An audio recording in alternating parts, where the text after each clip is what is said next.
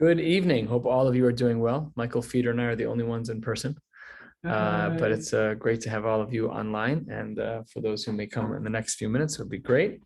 We are learning Maseches Succah, Daf Mem Test tonight, and we're starting toward the bottom of Mem Ches Med Beis at the two dots that are, where is it?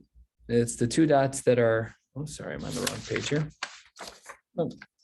And the Gemara, we're starting from, where are we starting from? Umenu Kavim, there it is. 5 lines into the wide lines. Sorry, there were too many two dots there.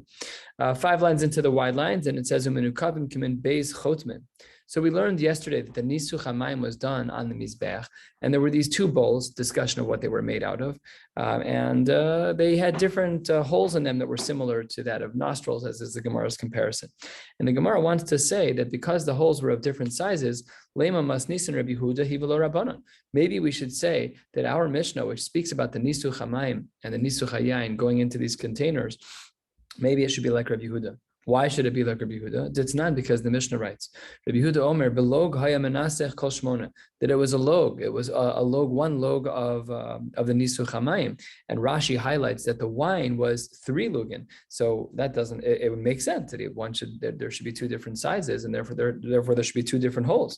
Because according to the Rabbanan, the Nisuch HaMayim and the Nisuch HaYayin were both 3 lugin. So says the Gemara, no. Afilu tema Rabbanan. We could even say that our Mishnah is like the sheets of the Rabbanan, because chamra samich, wine is thicker, and maya kalish, and water is thinner. So that's why that's why that even according to the Rabbanan, it would still be the case that one takes longer to drain. That's the wine, and therefore it needed a little bit of a larger hole. And hachanami mistabra, this is also reasonable to assume that our Mishnah is actually not like Rabbi Yehuda, because says the Gemara, Di Rabbi Yehuda, if it were Rabbi Yehuda, we already have precedent for the language that Rabbi Yehuda should have used in such a case. And the precedents for language should have been Rachav and Katzar. Di Rabbi Yehuda, instead of saying that it's Beis Chomtin and one is Dak and one is Me'uveh, that's not Rabbi Yehuda's language. Because Rabbi Yehuda would have said, Di Rabbi Yehuda, Rachav and Katzar Islay. The Tanya, where's the Brisa where we see the precedents of Rabbi Yehuda's language? The Tanya, the Brisa writes 5 lines from the bottom on Mem Ches Med Beis. Rabbi Yehuda Omer, Shnei Kashvaos Hayusham, there were 2 kalim there.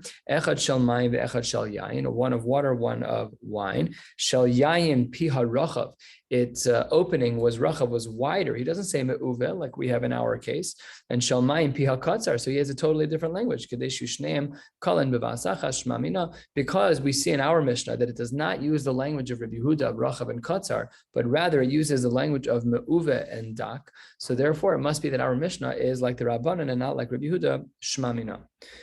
We said Ma'arbo Shalmaim, and then the Mishnah told us the story about the case of the tzedukah who doesn't believe in Nisuch HaMayim because the way that we do it is not mefurish and chumash. So he poured it on his feet. So we said he had to raise up his hand. That was what our Mishnah said. You have to raise up your hand in order to do the Nisuch HaMayim. So says the Gemara, Tanu Rabbanan Ma'aseh b'tzedukah echad shenisech al gabe raglav, that there was a person, a tzedukah, who was standing up there on the Mizbech, and he poured the water for Nisuch HaMayim on his feet instead of in the kli. And says the Gemara, Urgamuhu kol ha'am be'esrogehan, and everybody threw their esrogim at him. And then ve'oso hayom, on that day, nifkama keren hamizbeach, on that day, because people were throwing stuff at him, the keren on the mizbech, as we know, the mizbech at each of the 4 corners had a bit of a square, rectangular, a square shape that was at its top, an amma by an amma, and that was at the top on each corner. And that day, when they were throwing something, they were nifkama keren hamizbech, they broke the mizbech. And says the Gemara, "Ve'heviu bul shel melach v'sasmu." They brought some type of salt mixture, and they filled in the gaps. But the Gemara highlights that this filling it in with the salt didn't change anything halachically. Says the Gemara, "Lo mipnei shehuchshar la'avoda." This salt filling in the gaps of the broken keren, of the broken corner of the mizbech, would not make it kosher la'avoda. Ela mipnei shelo yira mizbech pagam, just because it doesn't look good. How do we know, says the Gemara on the top of Mem Testament Aleph, that if the keren is broken, that if the corners of the mizbech are broken, that it is not kosher for avoda? Because the Gemara says on the top of Mem Testament Aleph, shekol mizbech she'ein lo kevesh velo keren, velo yesod, velo ribua, pasala avoda.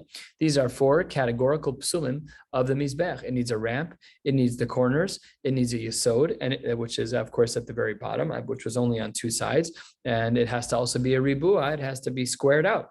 The ribua we're somewhat familiar with from tefillin. There's sometimes shilas if the corners of your bottom get very rounded.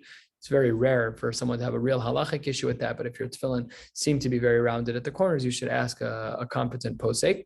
But that's how the Gemara knows that even when they took the salt to fill in the pelt mark or however it chipped, whatever it was, when they took the salt mixture to put it against the keren, it didn't solve any problems. Just interesting to note that Rashi toward the bottom of Mem Chesem Ad Beis indicates that they were throwing rocks. That's what Rashi says in Dibur Hamaschil, Nifkemo Keren Hamizbech, 2 lines from the bottom. Rashi says, Al Yudei Avanim Shezar Kubo. So that's interesting to note because the Bryce of the Tosefta doesn't say that. Maybe Rashi had a different version of the Tosefta. That's a possibility.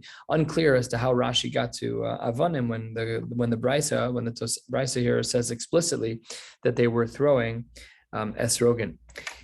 One point of argument, the Gemara says on the top of Mem Tes Amud Aleph, is that while the Tanna Kama holds that those 4 things are the categorical psulim in the Mizbech, Rabbi Yossi Bar Yehuda Omer Afa Sovev, the Sovev was a band around the middle of the Mizbech. He says that is also categorical in its nature and it needs to be there, and if it's not there, it's not kosher. Now we're going to see 2 different shitas in the Gemara about where the liquids drain to. When they did the Nisuch HaMayim, when they did the Nisuch HaYayin, where did it go? Did it go to this space, this place that HaKadosh Baruch Hu created by the beginning of the world, an endless pit that was underneath the Mizbeach? Or no, was it going to a space, a little container, that a little cistern of sorts that they built under the Mizbeach? That is subject to a machlokes, and then we're going to analyze that a little bit on the top of the Amud Beis, and the rest of the day will be Divrei Agadata. So let's learn Shita number 1. Says the Gemara, Amar Rabba Bar Barchana, Amar Rav Yochanan. Shisin, Misheshes Mebreshis Nivru. The Shisin, the massive hole underground, the canyon of sorts that was underground by the Mizbech, where the wine would go into, of the Nisuch HaYayin that would go into, was from Sheshes Mebreshis. No human being created it, it was always there. How do we know? Shneimar chamukei reichayach kmo chaloim maaseh yedei aman, pasuk in Shir Hashirim. Chamukei reichayach, the legs that were hidden, the thighs that were hidden, kmo chaloim. It had a comparison to jewelry. We'll see a little bit later about this. Maaseh yedei aman. It was made by an artisan. Says the Gemara, what's chamukei reichayach? What is the hidden of the legs? So says the Gemara, this is a reference, Elu Hashisin. This is a reference to these very, very deep pits that were underneath the Mizbeach, underneath the Beis HaMikdash, and it would receive, quote unquote, the Nisuch HaYayin, the Yayin Nesach. Says the Gemara, Kamo Chaloim, what does that mean? Shemecholelin, a play on the words of Mecholelin, Shemecholelin v'yordem adat tehom, it goes all the way down, an endless pit. You can't even see the bottom. The wine would go all the way down.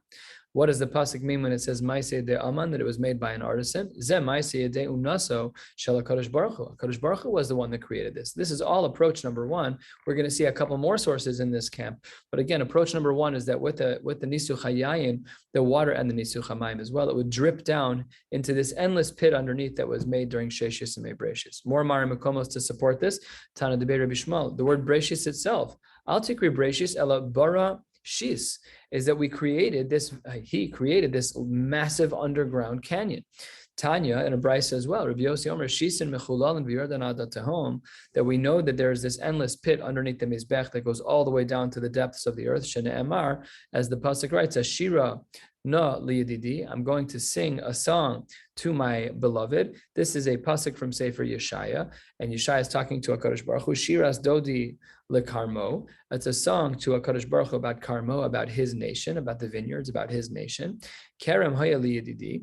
My beloved had a vineyard, B'Keren ben Shemen, and it was in a beautiful, saturated, well-to-do, fertile ground. So it was growing very nicely. And they took care of themselves in this Keren. Vayazkehu, Vayasalakehu, they put up fencing and they removed all the rocks. Vayitehu, and they planted sorek. We'll see what that means. Even Migdal, they built a tower. Besocho, the gam. Let me just read this the right way. The Gam says the Gemara, the pasuk Yekev Chatzev. They also Yekev Chatzebo. They also did Yekev Chatzebo. We'll see what that means in the Gemara. So let's see. Vayiteu Sorek, when they planted Sorek, Zeh Beis Hamikdash. That's what the Jews did. Obviously, it's all a mashal. The Jews are the Kerem, they're the vineyard, and they were living in fertile ground, meaning in Yerushalayim. And when the pasuk says that they were Vayatehu Sorek, what is Sorek? That's the Beis Hamikdash. What does the pasuk mean when it says Vayiven Migdal B'Socho, that they built a tower in its midst? Zeh HaMizbech, within the Beis Hamikdash they built a mizbech. What's v'gam yekev chatzebo? Elu hashisin. So the Brisa says that when it says yekev chatzebo, that there was something that was carved out, that the master of the world carved out something. He was carving out the canyon underneath the Beis Hamikdash, underneath the mizbeach, that would then be the receiving end of the Nisuch HaMayim and Nisuch HaYayin. 6 lines from the bottom, Mem Testament Aleph Tanya. Here is version 2. So far we've learned that the Nisuch HaYayin and Nisuch HaMayim would drip down into this endless pit that HaKadosh Baruch Hu made. But that's not the approach of all of the Tanaim. 5-6 lines from the bottom, Tanya Amar Rebbe Lazar Bar Tzadok, Lul Katan Haya Bein Kevesh LaMizbeach. In between the ramp and the Mizbeach, there was a small gap. B'ma'aravo shel kevesh, on the western side of the kevesh, ve'achas l'shivim shana, once every 70 years, pirchei kahuna yordin l'sham, they would lower young small kohanim into this lul, into this man-made cistern, not a God-made canyon, and umalakten misham yain karush, and then they would take all of the wine that was there that over time had dehydrated and congealed, and it was shadoma le'igule dvela. It looked like a cake of sorts. Uvayin v'sorfino. So then they would burn it b'kedusha. Shene'emar b'kodesh hasech nesech shechar l'Hashem. So the pasuk indicates a totally different approach. The pasuk indicates that you would then have to burn it. We'll see the drasha on the top of Mem Testament Beis in a moment. But this version 2 of the Gemara is that no, not like the first half of this Amud, first 2/3 of this Amud, where it seemed very clear that HaKadosh Baruch Hu had created this major opening under the ground to receive the Nisuch HaYayin and the Nisuch HaMayim. That's not the case. Rather, it was a lul, it was a man-made type of container that would receive this. And every 70 years, one of the smaller Kohanim would go pull out the congealed blood and the congealed wine, and he would burn it. It says the Gemara on the top of Mem Testament Beis, it does look like a meaty daf, but a lot of it is agadata. So it says the Gemara, Keshem sheni sucha b'kedusha, just like when the nisuch was done, it was done b'kedusha. Kach sreifa, so b'kedusha, so too the sreifa needs to be b'kedusha. My mashma, how do we know that this is true? Amar Ravina, Asya Kodesh Kodesh. We have a Gzera Shava. Ksiv Hacha Bakodesh Hasech Nesech. In our case that we were talking about earlier, that's Bakodesh Hasech Nesech by Nisuch HaYayin. Uksiv Hasam, and it says in another case, V'sarafta Sanosar Be'esh Lo Yochal Ki Kodeshu. By Nosar, it also has that it has to be burned b'kedusha. So therefore, we see Gzera Shava that the wine which has congealed, since it was nisucho b'kedusha, so therefore the sreif has to be b'kedusha. 4 lines down, the Gemara says, "Kiman azla haditznan." Hold on one second. I want to look back at our Mishnah, and the Gemara asks the following question. What does the Mishnah say? Nisachim b'tchila, it's not our Mishnah actually, but nisachim b'tchila mo'alin b'hem, yordu l'shisin ein mo'alin b'hem. This is what a Mishnah says. The Mishnah writes that if one takes the Nesachim in the beginning and they use it in a way that they're not allowed to use it, of course we know that that's called Me'ilah. Me'ilah is when you misuse that which has Kedusha to it. So if a person is about to do Nisuch HaYayin, and then he decides to make a borei pri hagafen and take a drink, it's totally inappropriate. So that's me'ilah. So nisachin b'tchila, in the beginning, a part of the process, namely before you do the nisuch hayayin, if you take a drink, if you misuse it, so then the halacha is that you violate me'ilah. However, yardu l'shisin ein mo'alin bahen. But if a person were to go down into the shisin, into this room, the room that we're trying to figure out what it is, we saw 2 approaches. One approach is that it was a God-made canyon, and the other approach is that it's a man-made cistern. So yardu l'shisin, if he went down there, then ein mo'alin bahen. So says the Gemara, there's 2 ways to understand this Mishnah. Lema, maybe we should say, Rebbe Lazar Bar Tzadok, the second approach, maybe we should say that this Mishnah is implying that it's really a lul katan, that it's just a small room, a small little cistern to collect all of the wine. Te'i Rabbanan, because according to the Rabbanan, who say that it was a huge canyon, hanachtu lehula tahom. What do you mean that you took the wine afterwards? It drips all the way down to an unreachable place. That can't be it. So therefore, the Gemara posits that maybe we should assume that when we see in this Mishnah that it's possible that it's possible to access the wine in the shisin, it must therefore be approach number 2 of Rabbi Elazar bar Tzadok. Says the Gemara, first of the long lines, afilu tema Rabbanan. We could even understand this according to the opinion of the Rabbanan, according to the opinion that there's a canyon. And says the Gemara, b'di iklat, it's where you basically were able to access as it was dripping down. Take a look at Rashi. Rashi is on the fourth line. The fourth line are very long. They're across the whole top of the page. And toward the end of that fourth line, the Rahmaschal de Iklat, im tala kli besoch hashisin v'kibel. It still could be the Rabbanan. You took a basket, you took a pail, you tied a string, and you put it down underneath where they were doing the nisuch hayayin, and you captured some. So no reason why it can't be the Rabbanan. Vika de Amre, second of the widest lines. Some say that the question based on this Mishnah was asked a little bit differently. Lema Rabbanon v'hivalo Rabbi Elazar bar Tzadok. Maybe we should say that this Mishnah is more like the opinion of the Rabbanon, not like Rabbi Elazar bar Tzadok. How so? The Rabbi Elazar, if it were to be the approach of Rabbi Elazar that it was man-made, so then akati b'kedushtaihu kaime. Then we should then assume that the kedusha still applies. The nisuch hayayin, yes, the mitzvah was done, but it's just sitting there 10 feet below the mizbech, 15 feet below the mizbech, we're in a little cistern collecting. Why would we not assume that there's kedusha there? And therefore, it implies that maybe we should assume that it's like the Rabbanan. So says the Gemara as follows: Afilu tema Rabbi Elazar. We could even say that this is according to the opinion of Rabbi Elazar, because ein lecha davar shena'aseh mitzvaso u'mo'alen bo. This is a principle that we've learned a couple of times already. You can see the Mari Makomos on the side, Maseches Yuma Daf Tes, that once a mitzvah is done, then you are no longer able to do me'ilah. We saw that there are some exceptions to the rule, not for now. Says the Gemara, a little, it's connected, but not part of this machlokes anymore. Amaresh Lakish, Bizman shemenaschen yain al gabe hamizbeach. When a person is doing nisuch hayayin on the mizbeach, pokekin es hashisin, one plugs up the holes of the bowls that will then lead down into the underbelly of the mizbeach. L'kayim mashanemar, in order to fulfill what the pasuk says, Bakodesh hasech nesech shechar laHashem. Says the Gemara that's what they did. They wouldn't just pour the wine in and let it drain immediately. They would pour the wine in with the holes plugged up, and they would make sure that there was first a collection of wine, and only then, after it looked full, then they would pull the plug out, and then all of the wine would go down. My mashma, where is this learned from? So the Gemara answers about a quarter of the way down. Amar Rav Papa, sheichar. We learn it from the word of sheichar. It's lashon shasia, lashon sevia, lashon shichros. It's a language of drinking, a language of being satisfied from drinking, and a language of getting inebriated. And Amar Rav Papa, shma minaki sava inishchamra. When a person is being satiated with wine, migrone sava. It's with a mouthful of wine. That's how people normally get satiated with wine, not through small sipping. The Meforshim point out it's not about how much you have in your stomach it's also about how you drink it. And therefore, says the Gemara, this is supporting Reish Lakish's comment that when we do nisuch hayayin, it's with the holes plugged up, we fill it up with the wine, and only then do we remove the plug at the bottom in order to let the wine drain out. Amar Rava said, Tzurba me Rabbanan, if you have a tzurba me Rabbanan, if you have a chashav rav, and he doesn't have a lot of wine, so of the wine that he has, it's appropriate ligma gemue. It's appropriate for him to swallow it in larger sips and not in tiny sips. Rava akasa de birkasa igma gemue. When Rava would make a bracha on a cup of wine, he would always drink a significant amount and swallow it instead of small sips. And now we're going to jump into some agadatas. We're about a third of the way down. Darash Rava. Rava says, what does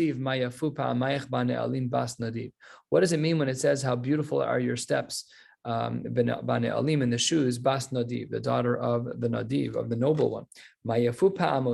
How beautiful are the steps, shel Yisrael, of the Jews, b'shal she'olam l'regel. We're darshaning this pasuk in Shir Hashirim that it's a beautiful thing when the Jews do Aliyah l'regel. What's Bas Nadiv? Why did the pasuk say Bas Nadiv? Says the Gemara, Bito shel Avram Avinu shenikra Nadiv, because HaKadosh Baruch Hu was referred to as Nadiv. Shene'emar Nidivei Amim Ne'esafu Am Elokei Avraham. That's Am Elokei Avraham, and it says Nadive. Okay, so we see that the pasuk refers to Avram as a Nadiv, but the Gemara is a little bothered by this. Why is it that the pasuk only spoke about Avram, Elokei Avram, v'lo Elokei Yitzchak v'Yaakov? What about the other of our forefathers? Why only Avram? Elo Elokei Avraham shahaya tchila legerim, because he was the first that engaged with new people. He's the first one of the father of monotheism, for more of a secular parlance. But because of that, he was the one who started everything. Going back to a pasuk that we learned earlier, 1/3 of the way down, Tana Debe Rav Anan. Rav Anan looked at the pasuk that we saw earlier, the hidden of the legs. Torah ki. Why would the Torah be compared to the yerech, to the thigh? Lomar lach, to say, my yerech b'seiser, just like one's thighs should be hidden. After Torah b'seiser, so too when one learns Torah, it should be hidden. Here the Maharsha writes that one should not learn Torah in the marketplace. You shouldn't learn Torah in a place that's like super flashy because of yuhara, because it looks like a little bit like you're a Baal Gaiva. So one should learn in an appropriate place, in a base medrash. They should be learning in a shiur. They should be learning in a normal place. But I don't know. I don't know what the example would be to sit on a roller coaster and learn a Daf Gemara. I don't know. You have to ask a Shaila. Maybe you should memorize it a little bit. Don't know. But that's what the Gemara says, is that it's not appropriate to do to learn Torah in that public of a form. Doesn't mean that there should be bittul Torah, just the question of ideal forms of learning. And this idea is implied from Rabbi Lazar as well. What does the pasuk mean? That a person should know what is good. What Hashem is asking from you. That you should do mishpat, you should do things that are right. You should love doing kindness, and you should walk with modesty before HaKadosh Baruch Hu. Let's darshan the pasuk halfway down. Asos mishpat ze'adin, that's to uphold halacha. Ve'avas chesed zugmilus chasadim, to do kind things for other people.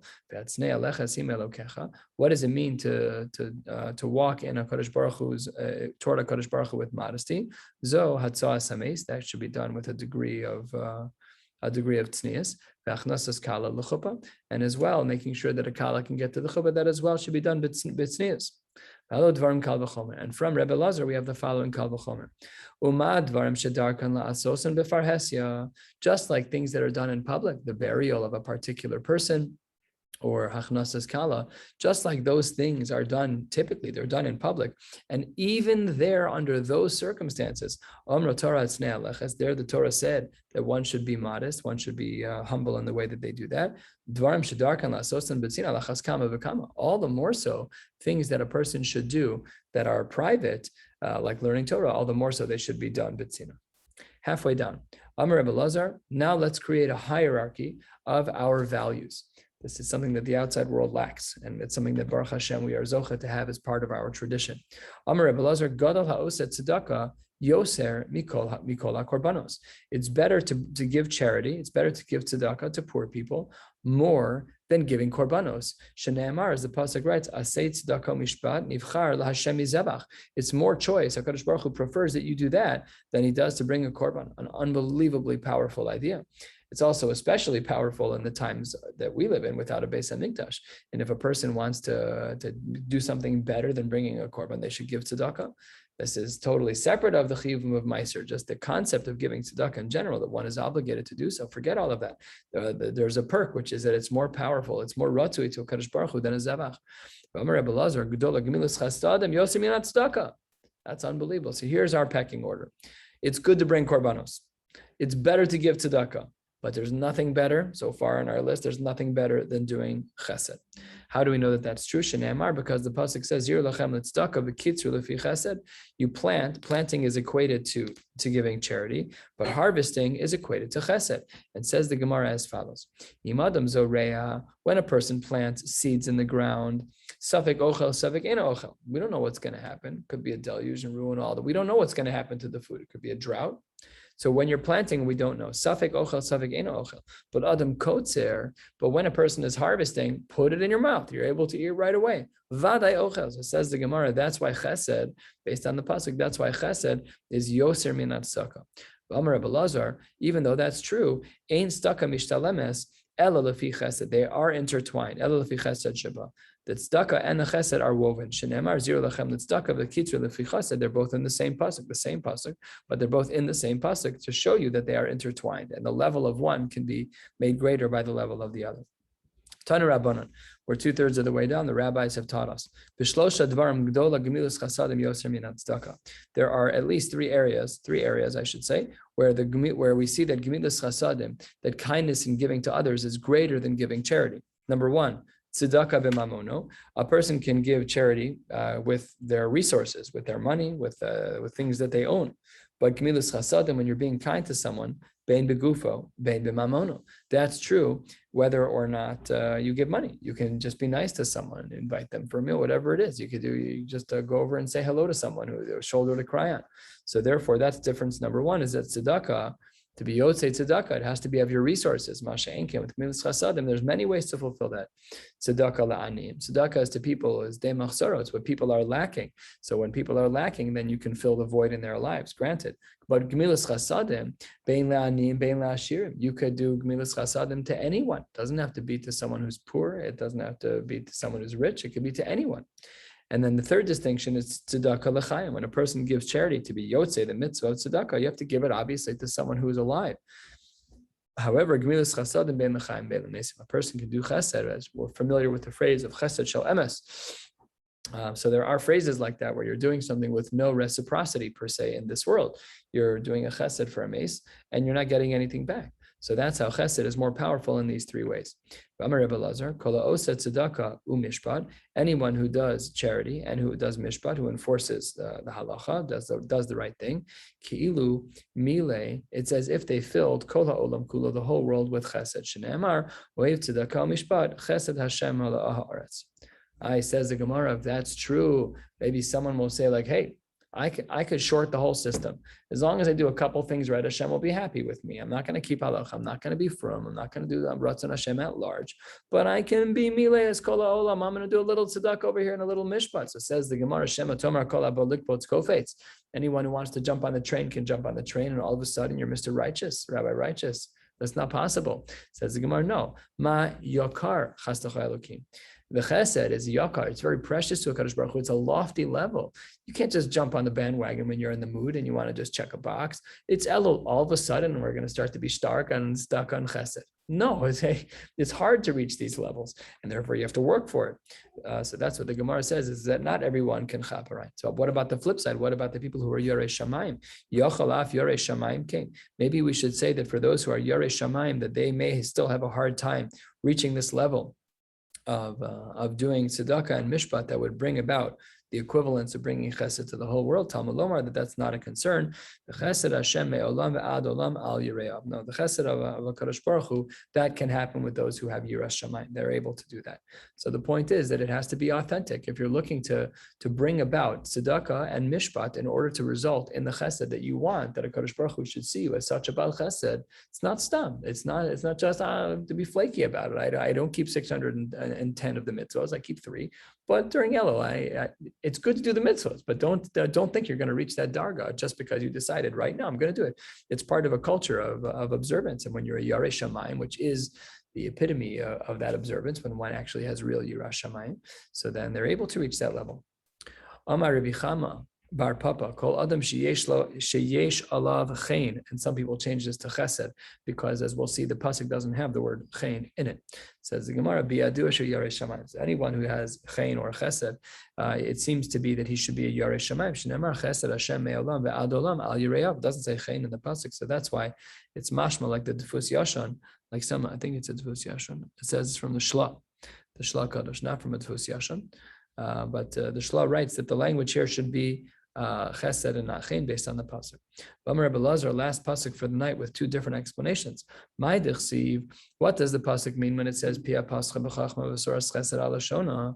That pia pascha b'chachma, that her mouth opens with wisdom and toras chesed ala shona. So what does that mean? Yesh Torah shel chesed v'yesh Torah she'ena shel chesed. What does that mean? There's Torah that is part of loving kindness and Torah that's not part of loving kindness. That's impossible. The whole thing is eitz chaim l'machazigim. So what does the pasuk mean? Ella Torah lishma. When a person learns Torah for the right reasons, kirvas elokim litov, you want to understand HaKadosh Baruch Hu better, and that's purely why you're learning Torah. Zoe Torah shel chesed. That's exactly right. That would be Torah shel chesed if you learn for the right reasons. And shalol lishma, if a person's learning Torah, which is a beautiful thing, afal pi that it's shalol lishma, okay, you're still learning Torah, but you don't get to be in the category of Torah's chesed. Zohi Torah she'ena shel chesed. And Ika de Amrei, some learn this pasuk of pia pascha b'chochma a little bit different, 3 lines from the bottom. Some say Torah lelamda, if you're learning Torah in order to teach it, Zohi Torah shel chesed, because then you're giving to others. Masha'en kein shalol lelamda Zohi Torah she'ena shel chesed. If a person is learning Torah but Shelo not to teach to others, then this is considered to be Torah. She'ena shel chesed, it doesn't reach that plateau of being chesed. We're going to stop here 2 lines from the bottom. Tomorrow night, Emir Tashem, we're going to have our Thursday night Daf Yomi at the home of Ari Shabbat, after which we will hear Divrei Chizuk from Rabbi Robinson. Wishing you all a beautiful night.